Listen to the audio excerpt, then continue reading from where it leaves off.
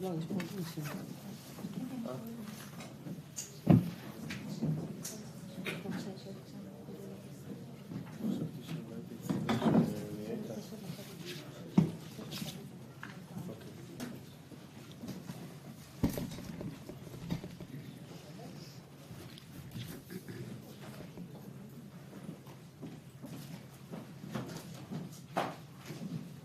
Faut coller ça.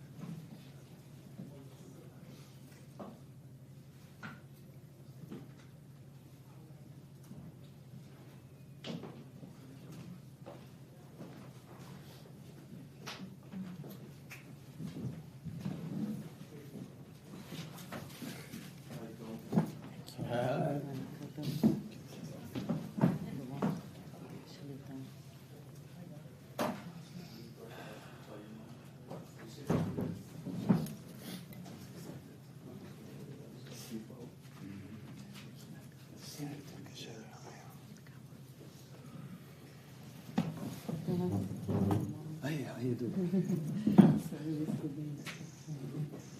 Oh, you were great. You were great. You covered a lot of points that I didn't. We all do it in a different way. Yes. You were great. The same focus.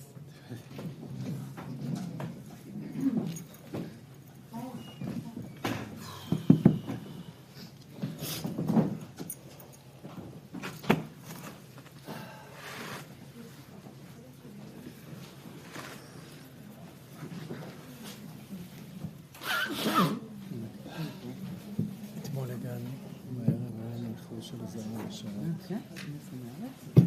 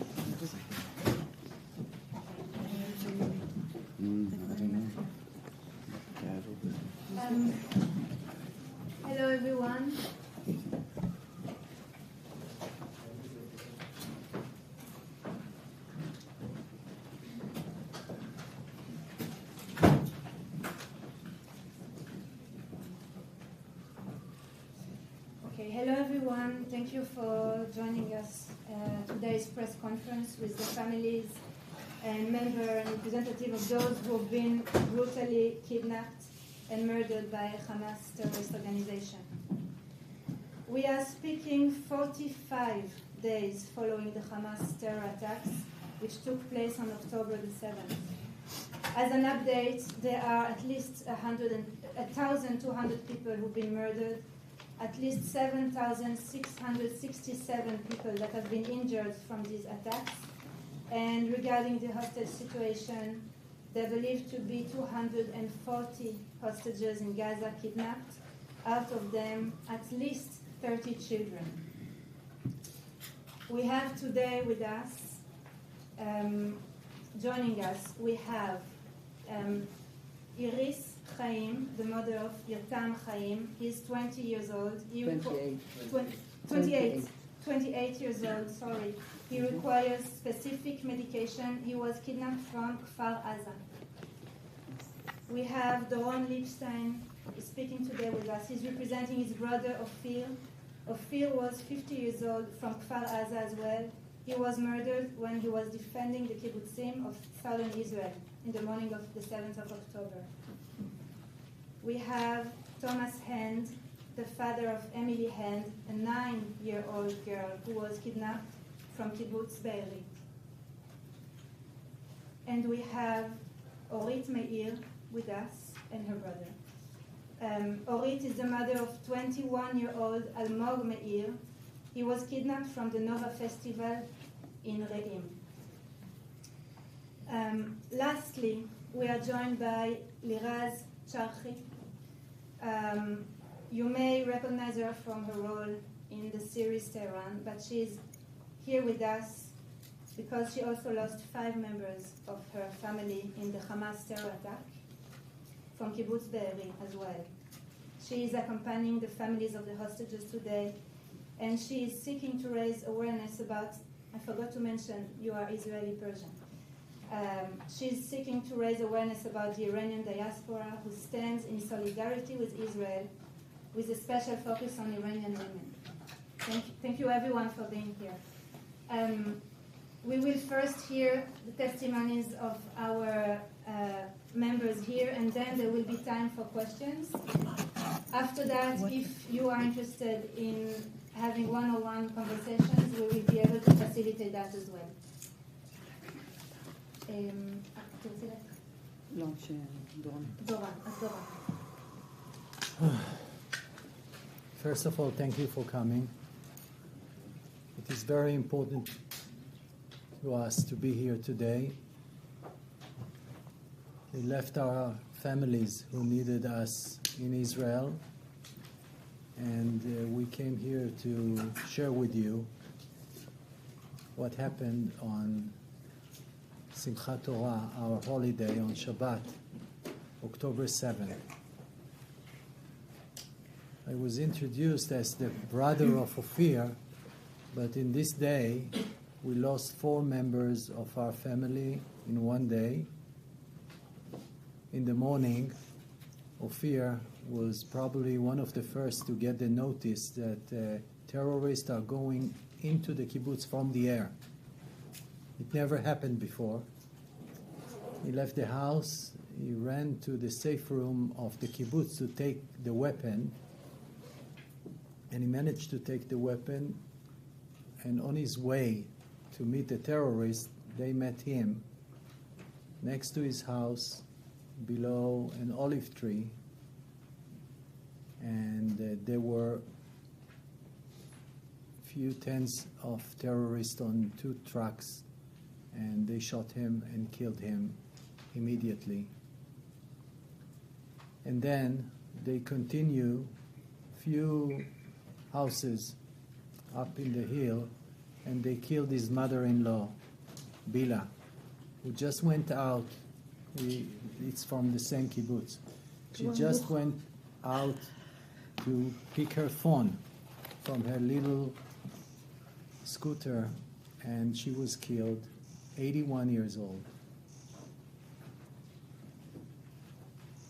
The my brother was the mayor, the head of the municipality of Sha'ar HaNegev, and a well-known peace seeker. He invested all of his life in creating an environment of peace between us and the Palestinians from Gaza.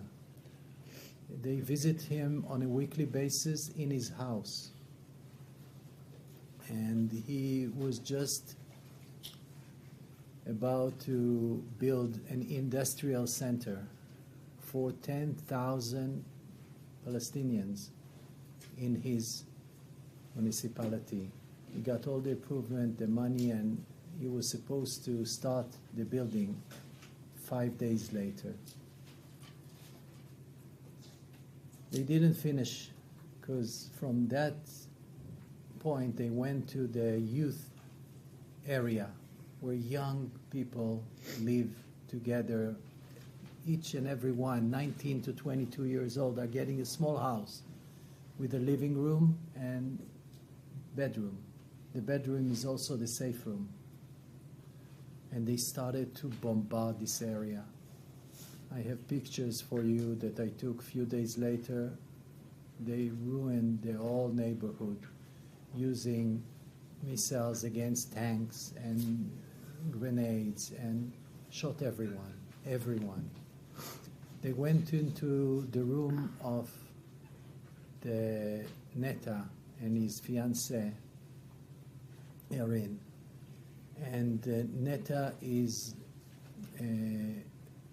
the son of Vered's brother, Ori.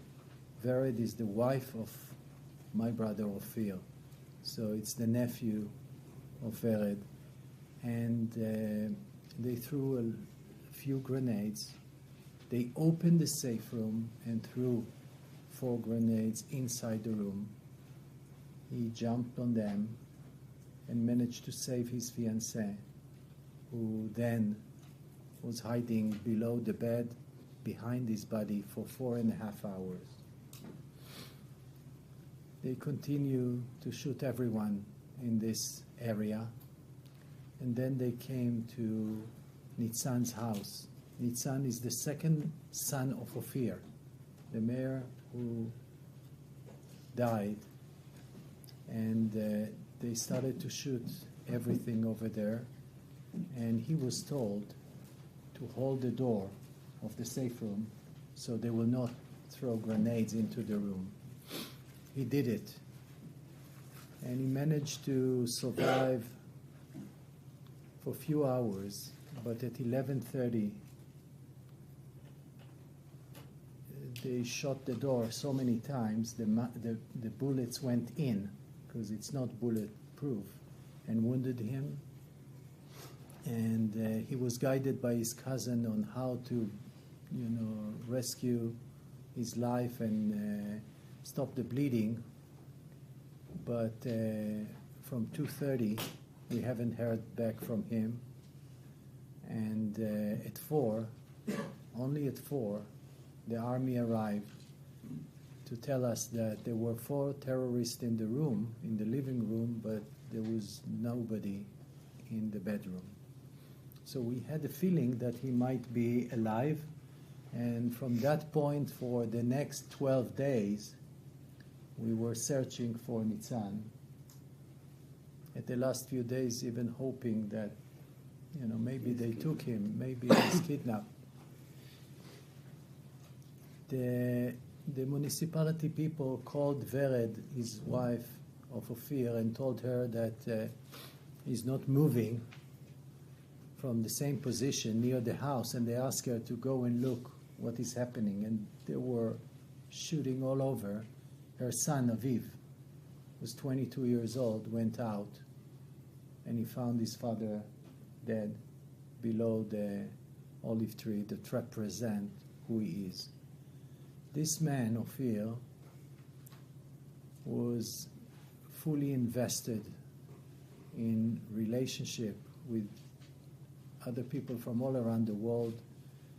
He was traveling and building communities of friends. And in his funeral, each and every person that arrived was talking about how, loving person he was, a friend to the President of Israel, a friend to all the big guys around the world, and a friend to the Palestinians. I will close my notes by saying the following. Our lives kind of stopped in October 7th. We are all at freeze. We are all with one goal, to bring them back home now. This is what unites everyone in Israel right now. And we had a year of self-fighting in Israel that I believe, showed other people the weakness of not being united. But right now we are united with one top goal, is to bring them back home. The second goal is, of course,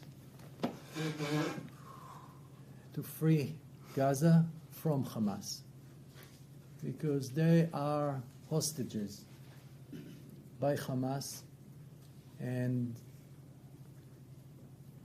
I believe that what we are doing over there, and I'm a person of peace, and I believe that we are doing over there help the world in fighting an idea virus called Hamas, ISIS. And I think that you see it over here in the parades, and it exists everywhere. It exists everywhere, and we need to work together. So I came here to the UK, and I was in the US last week to unite what I called the light forces in the world, and to allow us and the Palestinians to live a life that we deserve, of peace, love, and I think that we can do it. But for now, I'm asking for the support and unity of the people, I'll call them the light people, to really bring light from this area instead of war. Thank you.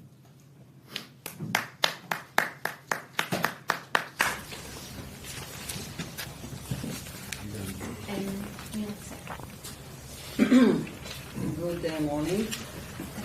My name is Iris Chaim. Chaim in Hebrew is life, and our family name is Chaim. My son Tuval is here also with me. First of all, I want to tell you that me and Doron, we don't know each other. We never saw each other. Even though that we are from the same area, but this area that we live in, Sha'ar HaNegev, Eshkol, it's a very, very big area, and not everybody knows each other. And we didn't cooperate our words, but I think what I will say, it's very, very similar. I will tell first about my son, Yotam. Yotam is from Kfar Aza. Originally, we are also kibbutznikim from Kibbutz Gvulot. It's one of the first settlements in the Negev area of Israel, the desert area. I'm originally from Haifa. I born in Haifa, and Yotam and my other children born in Kibbutz Gvulot. He's 28. He's a musician, as you see. And that day, of the 7th of October,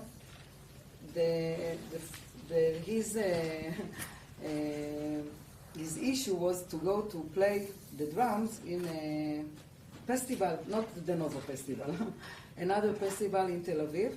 And at 6:40 a.m., he called us and he told us that oh, what a pity, I cannot go to the festival. That's what he felt. But he didn't know that a few minutes afterwards, he will find himself in a hell of guns shooting and firing his room. He lived in these little rooms that Doron told, the little rooms of the young people, just a bedroom, which is the safe room, and the salon, the living room. We lost contact with him at 10:44 a.m. at that day, and since then we have just a basic clue that he is in Gaza now. We saw that he left his room just nowadays, that he left his room healthy, not wounded, on his legs walking, which gave us little comfort. My son, he have a chronic disease, inflammatory disease, and he needs one shot every month. He don't get it, I think. And I want to tell, of course, that we are really worried, and as a mother, I cannot explain what I feel, that my son is not with me, and he didn't just went to a trip in London. He's captured somewhere. And what I wanted to tell to you, I told it yesterday in the big rally. In the center of London. You are all British, yes? British people. You're born here in Britain, in England, and for me, the first thing I thought when I came to London, I wanted to come here to talk about the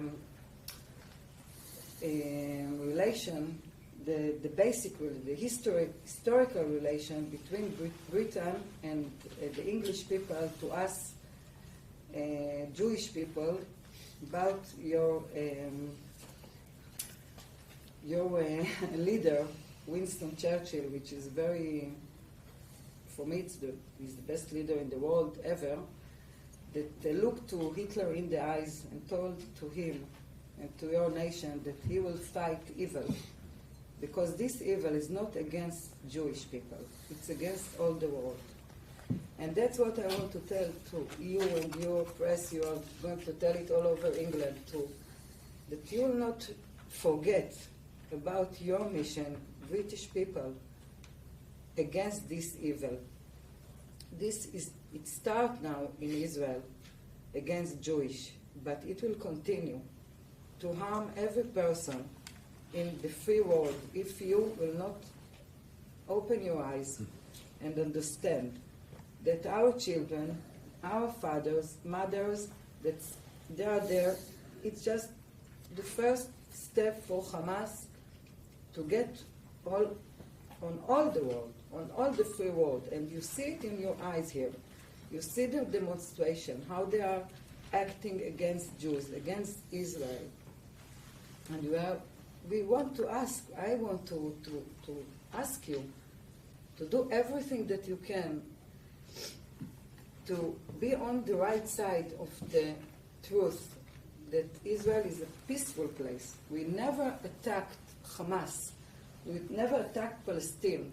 We wanted to live with them. As Doron said, there are many people that want to live together, but we cannot. We cannot make peace with somebody that hates us, that want to kill us, and to not just to kill, to slaughter, to be so cruel for innocent people. It's not army against army. It's monsters against children. I know there are some voices here in England that calls to not that Israel cannot defend itself, and it's so hurting us to hear that. What else we can prove more than that, more than what happened to us? And that's what I want to tell. That remember Winston Churchill, and his bravery and your grandparents' bravery that stood against that and saved the world. If there was not Britain, I don't know how the world was big. So thank you for hearing us and come that we can share with you our feelings.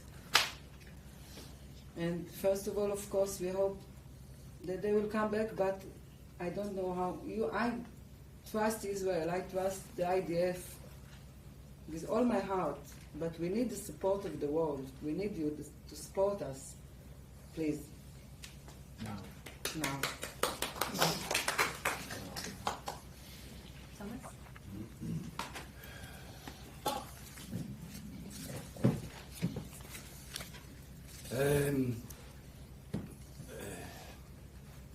I was in Kibbutz Be'eri that day when all the bombing started. Just another normal day on Kibbutz Be'eri for the last 20 years or so. That's our normality, day in, day out, week in, week out. I got out of my bed, went into the safe room. You just wait till it's all over and then you come out and you carry on with your own day. But this was different. It was very different. I could hear gunfire on the other side of the kibbutz. Single shot gunfire, rapid automatic gunfire. We know all the sounds of war in Be'eri: rockets, Iron Dome, drones, helicopters, jets, everything. Distant gunfire, but this was different. This was very close. It started the other side of the kibbutz. I lived the opposite side from Be'eri, from Gaza, and it just kept getting closer and closer and spreading out all over the kibbutz. There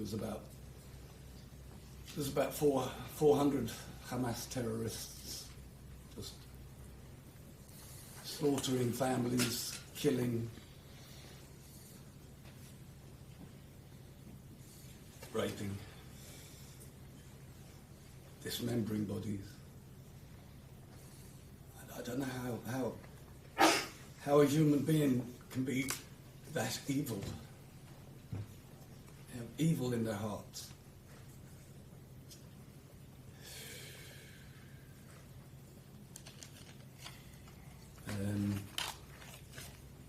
My ex-wife, the mother of my two older kids, they attacked her house. She held on for as long as she could, but I guess they couldn't get into the safe room. She managed to hold the door locked. There was no locking mechanism on these safe room doors. They weren't built for that. They were built purely for bombs. They weren't built for a massive terror attack like that. So anyway, she held on, God love her.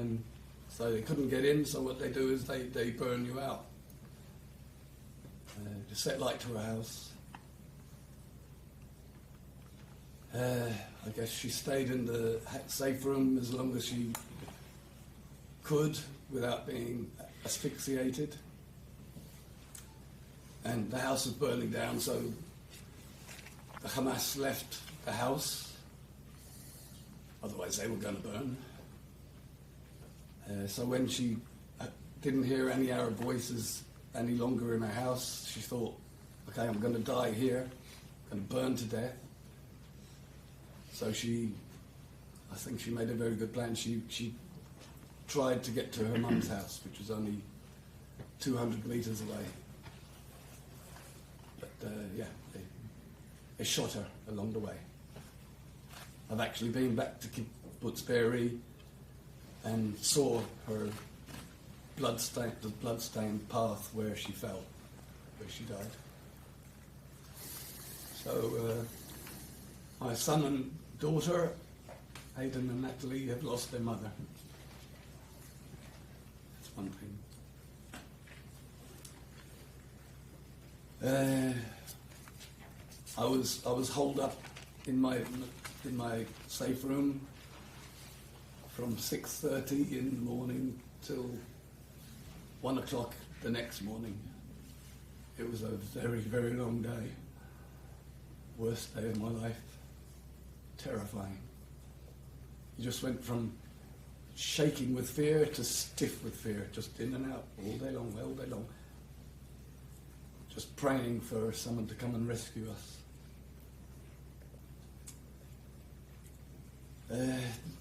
At some point in the day, they kidnapped my little daughter Emily, who was doing a sleepover at her friend's house, Hila.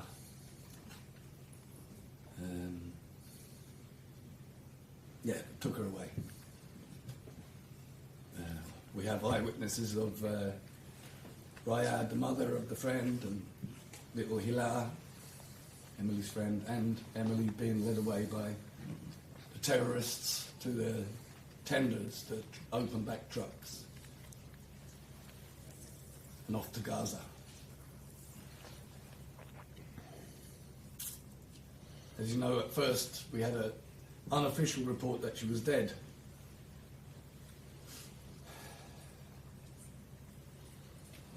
That was hard, but like I said in the past, it was quite a relief knowing the alternative.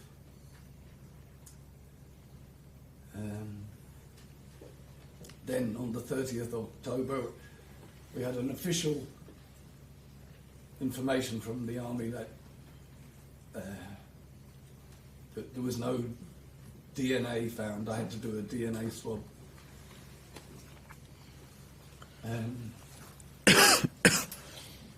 There was no blood found in the safe room on the bed or anything. It happened a lot. There was no blood throughout the house. There was no blood outside.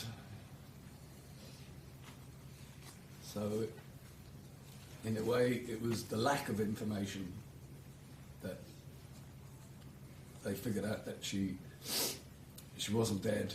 She'd been kidnapped. Later on, we found an eyewitness from someone in the kibbutz that actually saw her and Raya and Hila being led away to the truck and taken away. So 100%. Not feared kidnapped. Okay? Not feared kidnapped. Kidnapped and taken to Gaza. No question about it. And now we're just waiting for news. But if you can imagine, that is my worst nightmare. I was, when I first thought she was dead, I could start the process of grieving for Narkis, the mother of my older two kids, and I could start grieving for Emily. And then, Tom, in that moment, I was just thrown back into the nightmare. And believe me, it's a nightmare. If you all have families and kids, just imagine one day one of them's gone. Just gone. You don't know where she is. You don't know what suffering she's going. Whether she's been fed, watered, if she has a place to go toilet even. She probably doesn't even have a toothbrush or a toothpaste. The basics of life, the simple basics of life. Food, water, hygiene.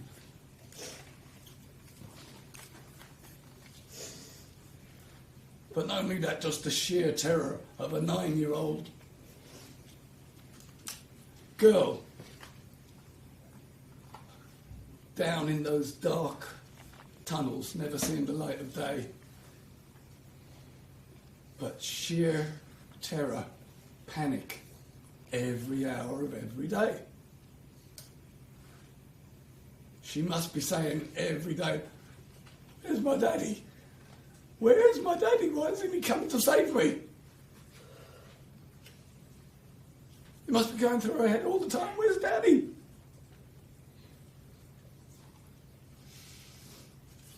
And that's what I'm living through. That's what we're all living through.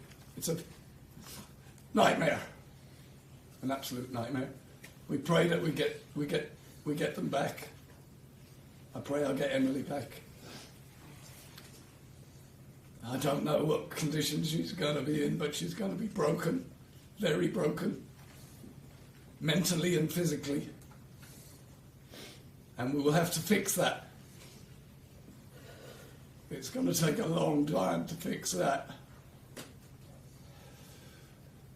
But that's what we've got to do, and we will do it, no matter how long it takes.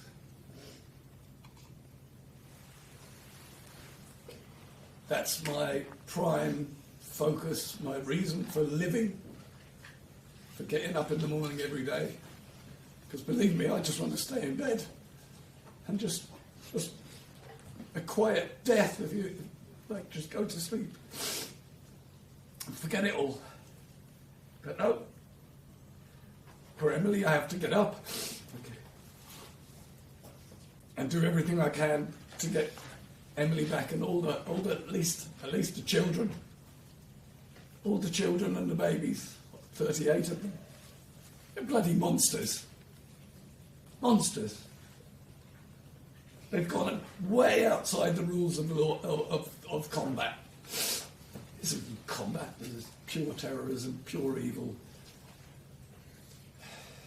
in its most obvious form. So yeah, we just carry on every day. Thank you.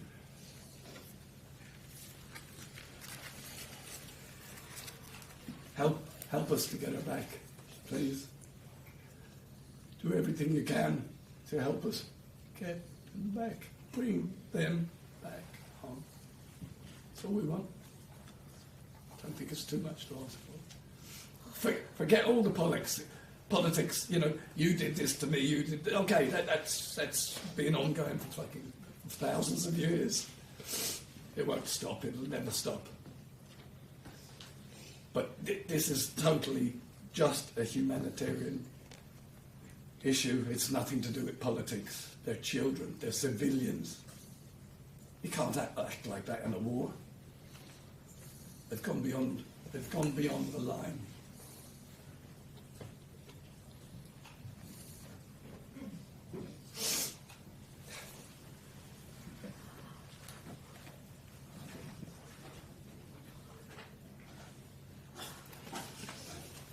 Okay.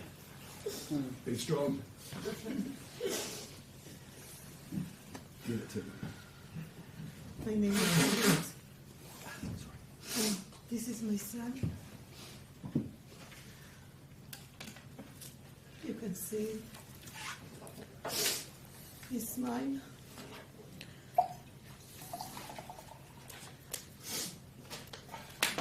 My son is a happy guy. All the time smile. Take life easy. He wanted very much to go to this festival.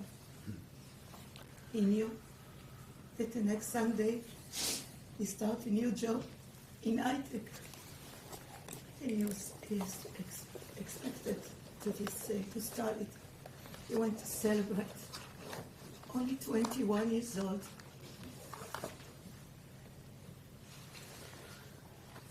The night before he went to the party,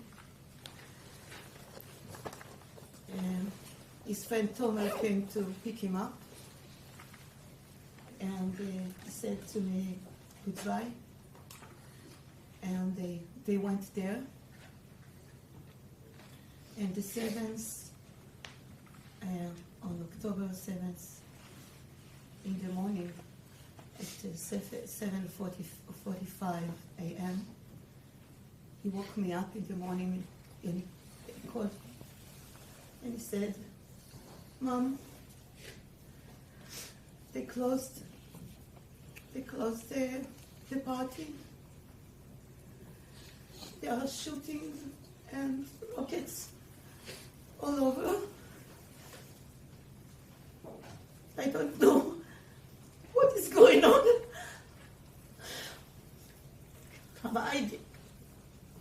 I've been with you every afternoon. half an hour. Mom, I love you. This was the last call for him. I opened TV and I saw all the tragedy. I didn't understand at the beginning what was going on. But I felt it is something very, very tragic. I called my daughter and she published his picture and she asked in Facebook who saw Almog. He was in Nova Festival. And after 3 hours, we got a phone call from a friend who recognized him, the video clip that the Hamas published. We saw him lying on the floor with other 4 young guys that he didn't know them, they don't know them. Few of them were tied by their hands.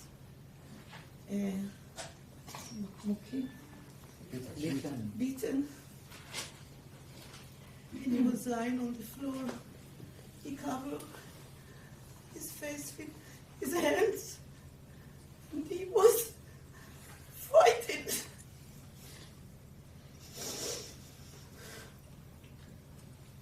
I recognized him immediately. And this was the moment that I knew that my life are going to change. It's ever going to be the same. It's my life now is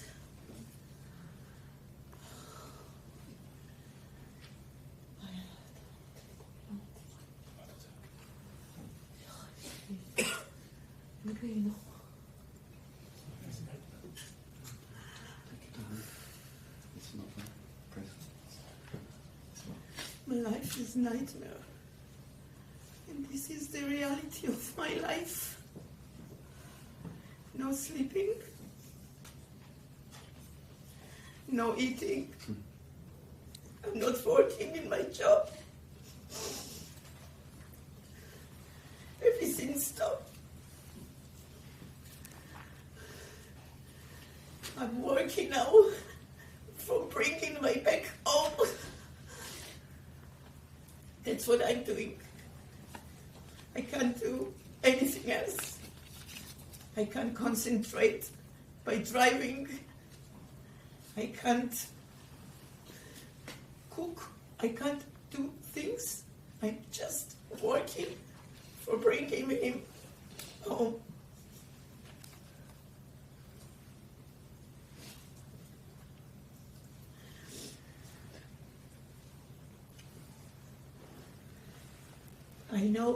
We know from his friend who came with him, his friend died. They killed him. But we know they called his parents at about 9 o'clock, 9:30. And he said to them that they try my son and him and 2 other girls, 2 sisters. They tried to escape with by car. And after a few meters, they shoot at the car. The car exploded and they ran away. The 2 sisters ran together, escaped together. Their father was on their phone, and after 1 hour, after some time they ran away. The father asked them to lie on the floor as they died, and that's what they do. But the Hamas shoot at them, and the father heard my phone the last breathing of their daughter. And Tomer, they killed him.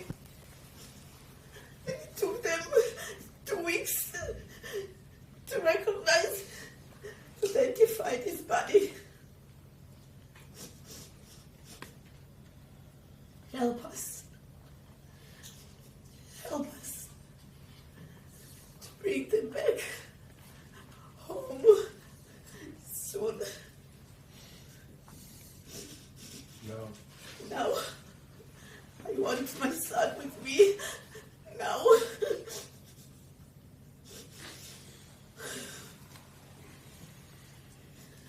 Thank you.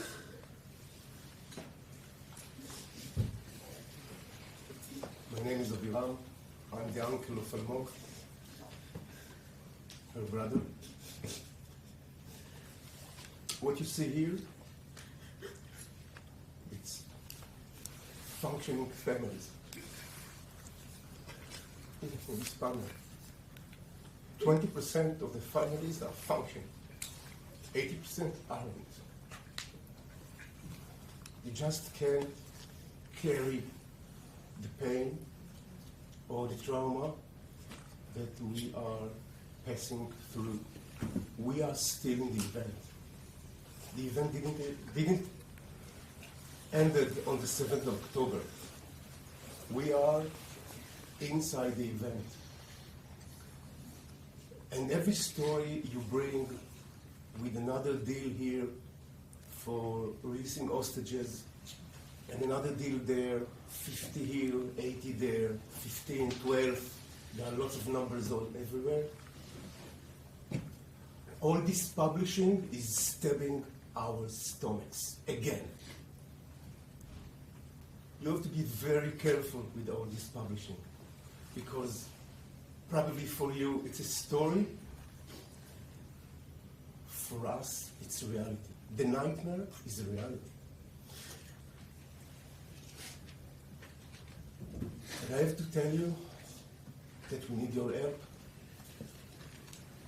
Bringing all the hostages back home alive, not in body bags. Because this week,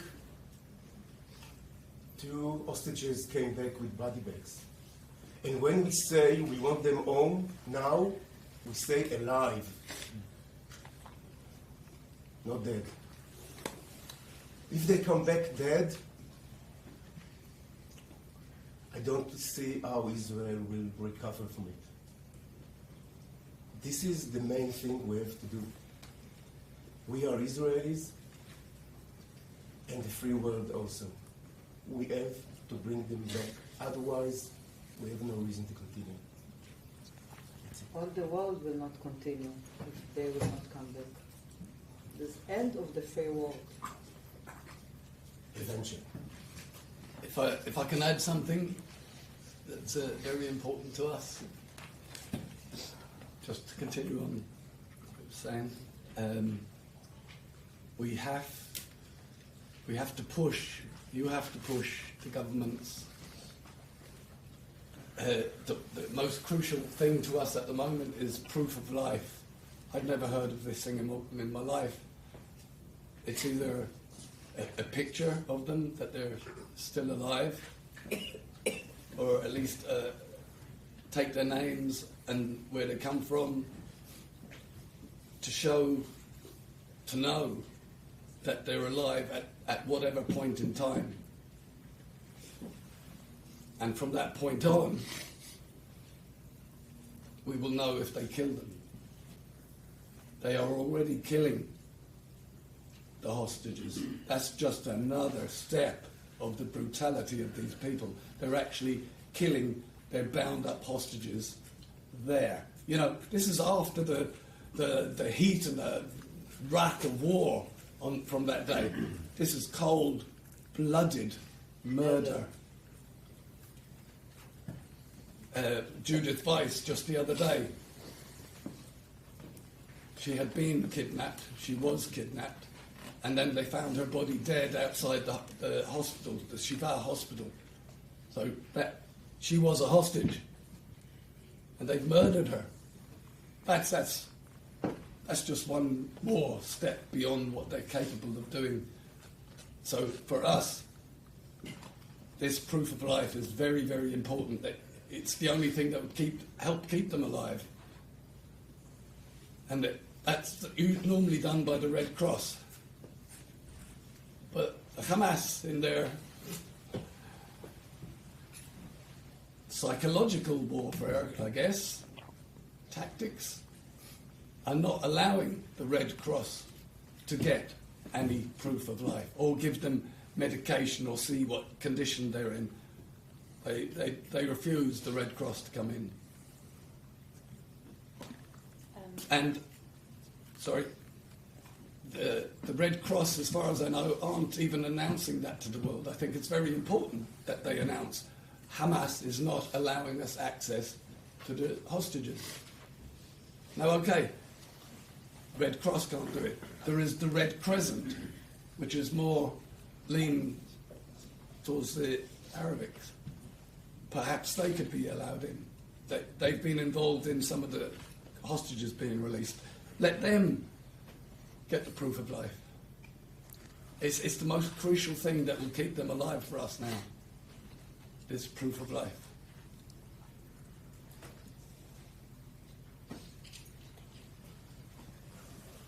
Questions? Yes, and please introduce the channel you're working for. I'm Nicole Lampert. I'm a freelance journalist. I'm here for the Jewish Chronicle.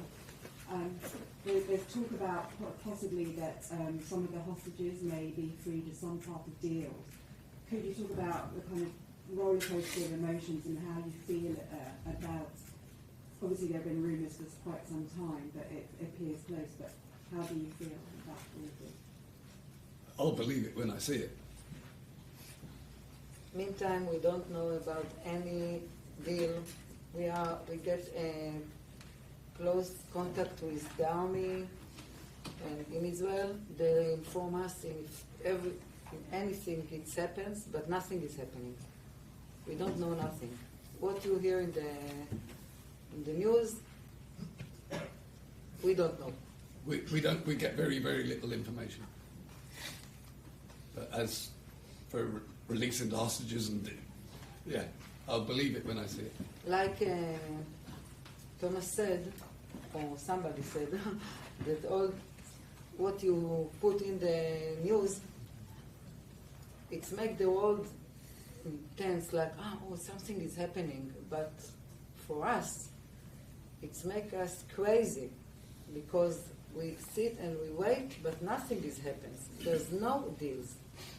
Nothing. And that's what we need from you, from England, from not just to listen about any deal, just to do something about the deals, just to put it in the television, to make something happen. You have a government, you have power. Well, where is your government to help us with that? Not just to sit and deal, no deal. We want help. We need you. We want them all. But we don't believe that it will be happens all. We want, but... But this is the demand. This is what we want.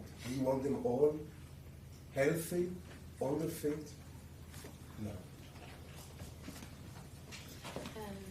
Another question. Yes.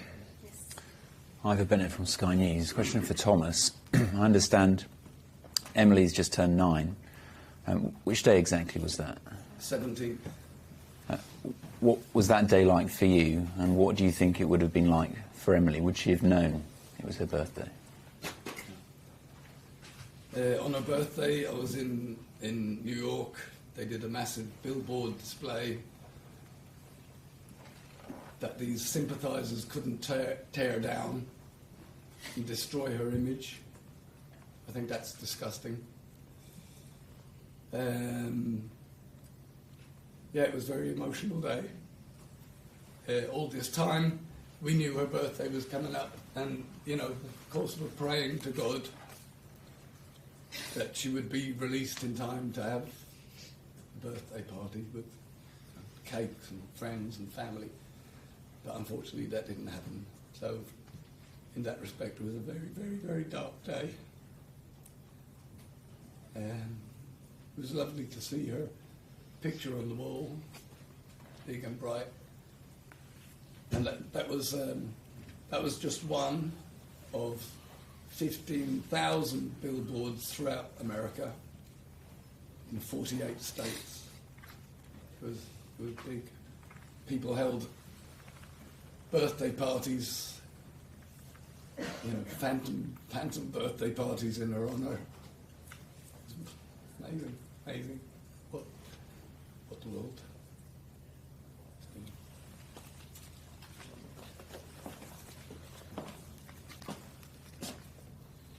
Yes. Hi, Lucy Nine, BBC News. I'm very sorry for everything that you are going through. I wanted to ask you, when there's been discussion in the papers about a possible deal, the deal that they talk about at the moment is releasing children and some women. How does that leave you feeling about your own son's parents? I can just say about myself, because everybody have his own feeling, and like Viram said, we are demanding, but we know that very little is in our hands. So I feel, even though I know that Yotam is at 28, is not a child, is not, it's 70, 80, probably he will not be between the first ones that comes back. I have a strong belief that he will come back anyway. So I said, it's my opinion, if somebody is coming home, take him. If they free the children, we must say yes, of course. Everybody that they will let go, come. Even that it's very painful, but I think there is the only way, that they will free by steps, not all together. I don't believe that they will let everybody's coming. Of course, I'm sorry about that, and it's my son, but I know that it couldn't happen. I don't believe it will happen, that they will come all back. No. And if they will let 50 people, 20 children, 30, the children must come back home first. The young children, not the mothers. And I want to continue what she said. It's hard for me to know that my son is 21, and I believe he won't be in the first step. How can I look at his face, at him, while Emily will be out and my son in?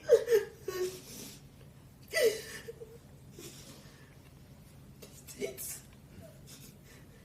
so hard for me. Wow. It's just more psychological warfare, just carrying on our pain and torment. And it's very much up to you, as the press, how you portray our story. Everyone has their own personal biases, I know. Every paper that you work for has their own bias. So it's another part of it that really hurts us when I specifically say to a certain reporter, one-on-one, that she has been kidnapped. And then they write the line, feared kidnapped. What? I told you specifically, she's kidnapped. Why insert this word, feared kidnapped? That's very wrong, that's very hurtful. It's more,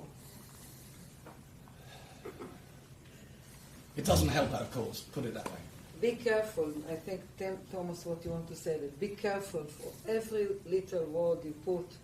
So it has so much weight when they see what you are writing. If you don't know what we meant, ask us again. Be humans with us. It's not just for the titles and for the people to see, they are very poor people, or they are crying. Yeah. We've had it for years and years and years. We know what's happened and happening around us, and then you see the report that Changing little word here and there. it doesn't help our cause in any way. So if you want to help us, help us. If not, there's the door. Maybe I will ask if it's okay. What do you think you can do it for us? If you want to answer, just not need the cameras maybe, but just really to know. What do you think? You sit here and you listen to us. And we will go home tomorrow. And we need to know that we didn't come just to Waste cry. our time. Just to waste. And we want to know what will end from that.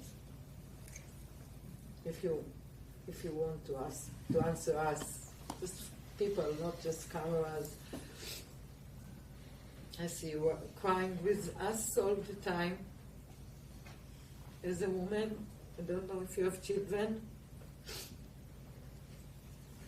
The narrative need to change.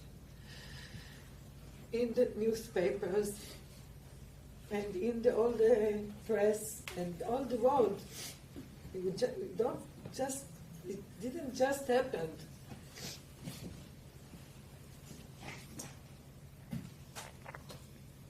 Somebody? Maybe on 101 they'll feel Yeah, okay. more comfortable. Any more questions, or we will just. Okay. Oh, one last question, yes. Mark Lass with the Washington Post. I'm curious about the information flow to you. You said you're getting very little information. Are you communicated with as a group or just individually? And is it coming from the Israeli government or from the IDF, or just explain a little more? Every family of it that have kidnapped a person have contact.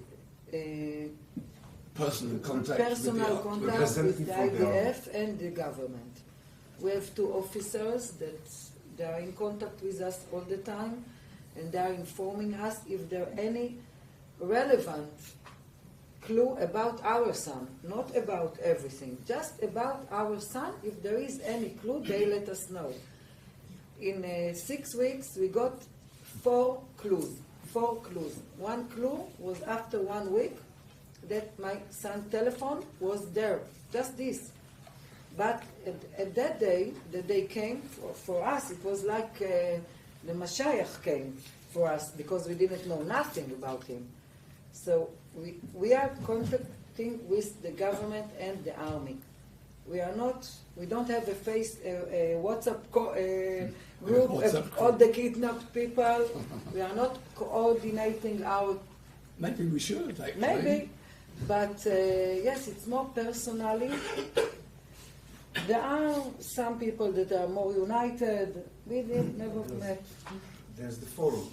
There's the family forum, which is civilian, and we are acting inside this forum since the first day it started work.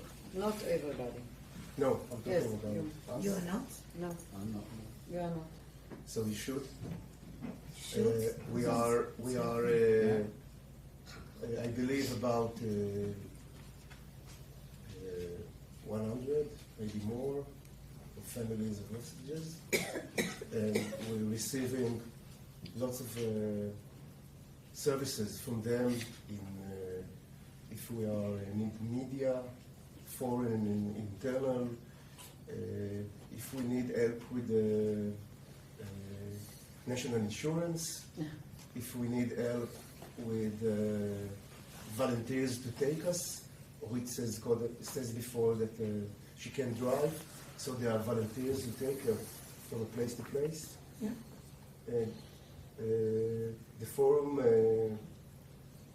helps us in understanding our situation. There's a diplomatic team, there is a negotiation team, which are volunteers. There's nothing to do with the government, but they are organizing our knowledge in this world.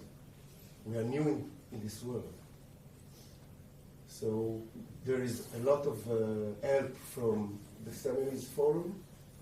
There is the Governmental Forum, which is dealing with negotiation, the renegotiation, and the Inter and all the others. And he helps us also. We have contacts with him, and the representative really daily in contact with us. But there's nothing new. So even within this forum, there's still not much information coming. No, you have to understand, we have no information, period. We have no information. What we are doing is like, I started to imagine that we are throwing fish hooks to the Dead Sea. We are talking with you, but how it will bring back Almog? This is the practical result that we need. It's nice coming to London and talk with the media, but the main thing in our case is Almog. In general case, it's 240 other people. This is the practical result. This is what we need. I prefer to come to walk in Oxford Street with Almog. You will. We will come together. Can I just say, my name is Paul Martin, I'm a journalist and filmmaker. I think your question was very good. What can we as journalists do to help? I think what you've done today is to bring this subject to all these people, and the publicity can only help your captured people. If it's done in the right, if it's done in the right way, yes. Yeah, but you're right. But the more publicity you can create, the better. And by coming here, you've done tremendous service to your own cause and to your own sons and daughters and people. So congratulations on coming and being so brave to leave your home to do that. Just to say that another piece of hope. I spent 26 days in Hamas captivity. Really? It's a long time ago. It's 2010. It's a long story. It's a different story. But I came back. So your sons can. I want to tell, if I wasn't clear, that I'm sure that my son will come back. It's not a question of if for me. It's just a question of when and in what condition. This is where I live, in here, that he's coming back, but I want him soon. And every day that he's there is, like Orit said, it makes me very, very not quiet. This is the place I have in my heart. That he's coming back. They all will come back. They all come. They will come back. But we need your help that it will be soon. Sooner is better. I'd like to thank you, all of you, for sharing with us those stories. I don't know how you can do that. I mean, it's so difficult and so powerful. I can assure you that we will not rest until all of them are back home in Israel. Please. And I want to thank you for coming. Yes. If you want to interview them, I'm sure you'll be available for that. So be in touch with me or with my team, or over there at the end, and Ilan at the other hand, and we will find quiet places for you. Thank you again. Thank you so much. Thank you.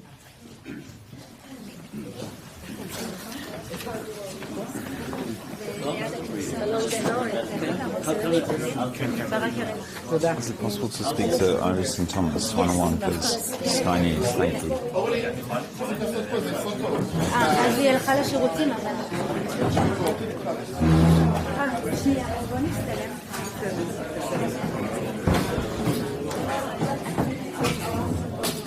I sent you a couple of articles on that subject.